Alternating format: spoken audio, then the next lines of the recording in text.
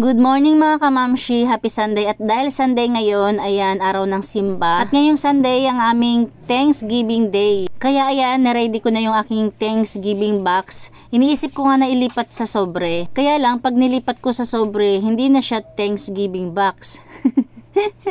Diba? Kasi ngayong taon parang nalalakihan ako sa box ko, samantalang ito rin naman yung ginamit ko nung nakaraan. Isa lang siguro ang ibig sabihin nun, kunti lang yung laman ngayon.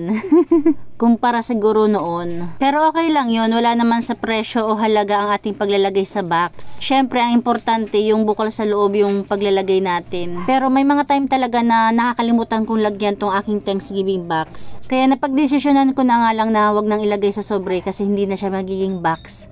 'Di ba? Kaya ayan, kahit kunti lang yung laman is dinala pa rin natin sa ating church. Kaya tara mga kamamshi, punta na tayo sa aming simbahan. At ito na nga, parang kailan lang yung mga anak ko yung mga naglalaro-laro dito, mga maliit, pero ngayon ito na. Sila na yung sumasalubong sa mga bisita or sa mga nagsisimba. Ayan, ito si Ate Reka, ang aking panganay, tapos bunso ko. Ayan.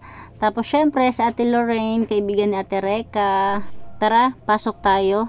Tapos dumating pala dyan yung anak kong lalaki na ayaw humarap sa camera. Ayan, at niloloko ng kapatid niya. Pero buti na lang din at sumulya pa rin sa camera kahit ayaw niya. Tara, akyat tayo. Pero syempre, kunin ko yung aking sobre. At ayan nga, pag-akyat namin, nagsisimula na, nag-worship song na, at konting video-video lang din naman tayo. Tapos maya-maya lang, ayan na at kainan na. O diba? Congratulations sa aming simbahan. Ilang years na ba? 16? 17?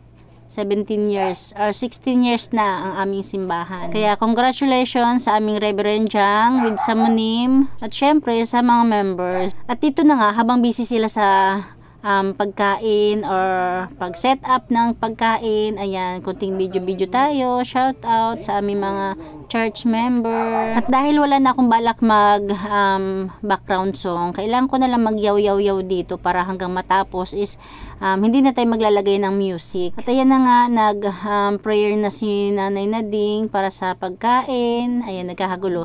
Napakaraming bata ngayon. Kaya ayan, siguro masasabi ko na lang, shout out sa aking mga church member.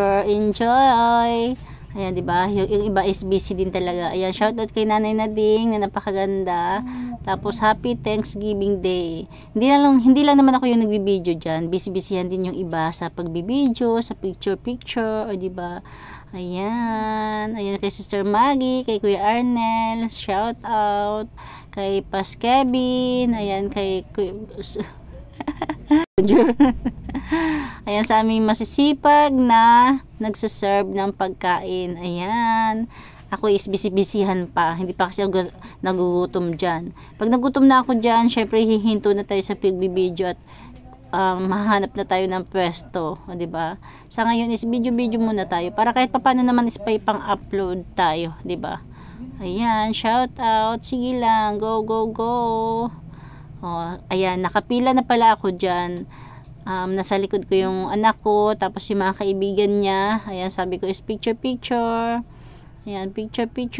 Sabi niya, video yata yan tita eh. Oo nga, video nga. Ay, video pala yan.